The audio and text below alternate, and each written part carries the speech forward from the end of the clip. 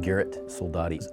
So I was born in 1981. I was born in Freehold, New Jersey. So I kind of I'm a thrill seeker for the most part. I kind of grew up bouncing around. I was raised by a single mother. I have a sister with Down syndrome, an older sister with Downs, and I lost my stepfather when I was pretty young. Seeking a career in the fire service kind of culminated from a series of life events in regards to that childhood, that earlier childhood, but also from my experiences, I witnessed 9/11 firsthand. I was down in Ground Zero during that incident, and when I got back to Colorado after that, I decided that there was a reason why I was down there. 2019, I had just completed the Colorado Trail race. I had camped at this glacial lake at like 11,000, just under maybe 11 to 12,000 feet. And I remember coming across this meadow as I was pushing my bike in the pitch black with a headlamp and super cold. And I looked up, and sure as there was this gorgeous moose eating. And then you look over, and there was actually a cow, female, that was just over there. And so it was just really cool and serene to see these two just gigantic beasts, in their habitat, and here I am kind of, able to experience that, in a kind of incognito way, in an area that's not my natural habitat, but it's theirs. So we were lucky with COVID that we kind of invested quite a bit with the Ebola outbreak, and we now call that our infectious disease protocol. We had used an isolation ambulance.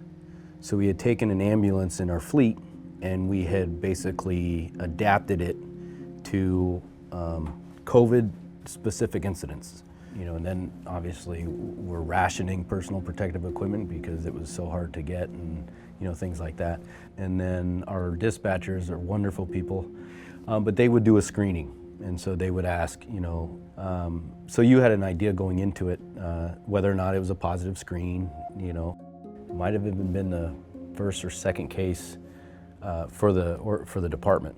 We had our isolation ambulance, and we responded with that along with us because it was a positive screen. It was a trouble breathing. Me as an officer, I decided that I would be the one that would be that initial responder in, and so of course you're communicating. My crew is communicating with social distance to an individual who wasn't the patient, but an individual at the door, and saying, okay,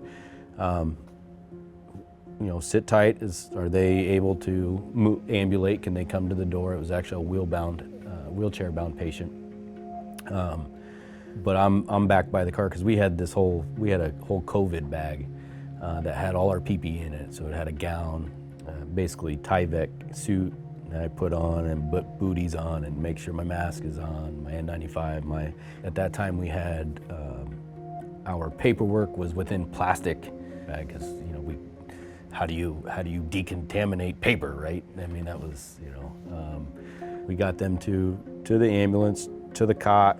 I went in the back of the patient compartment with them and continued my assessments and, do the normal vitals. And it was pretty basic at that point. If there was a silver lining in some of that, it was the family time that we got back.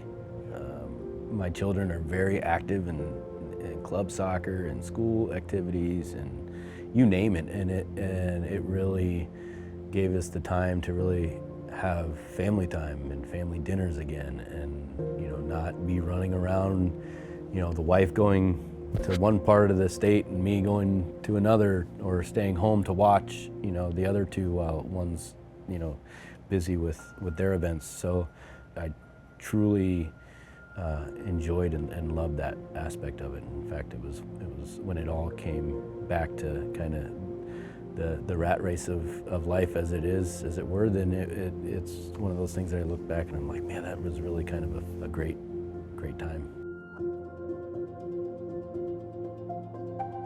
Support for Facing a Changed World, an oral history of the COVID-19 pandemic, comes from the Margaret Ann Martin Everest Foundation, the Kind World Foundation, Humanities Iowa, the friends of Siouxland Public Media, and listeners like you.